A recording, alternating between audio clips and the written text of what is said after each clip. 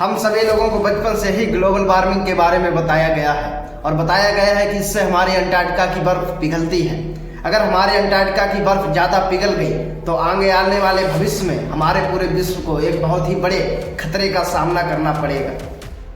हाल ही में 8 जनवरी 2026 को एक बहुत ही चौंका देने वाली खबर सामने आई है। इस खबर के हिसाब से हमारे डूम्सडे ग्लेशियर के आइस शेल्फ्स में बहुत ही बड़े क्रैक्स देखने को मिले हैं। इसका मतलब है कि हमारा ये ग्लेशियर धीरे धीरे समुद्र की तरफ जा रहा है और पिघल रहा है। अगर ये ग्लेशियर पूरी तरह से पिघल गया तो हमारे मुंबई और चेन्नई जैसे शहरों का एक बहुत ही बड़ा हिस्सा पानी में डूब जाएगा।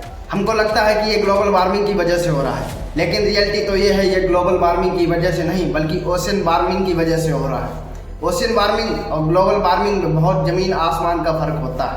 ओशन वार्मिंग ग्लोबल वार्मिंग से बहुत ज़्यादा खतरनाक है।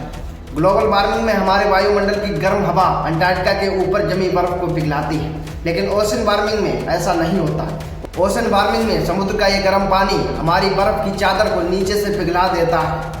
ये बेड रॉक और बर्फ की चादर को अलग कर देता है, जिसके बाद ये बर्फ धीरे धीरे स्लाइड करके समुद्र में चली जाती है और हमारे सी लेवल को बढ़ा देती है।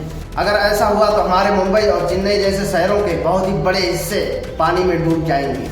हम ओशन वार्मिंग को डायरेक्टली रोक तो नहीं सकते हैं, लेकिन ग्लोबल वार्मिंग को कंट्रोल करके इसकी गति थोड़ी धीरे कर सकते हैं।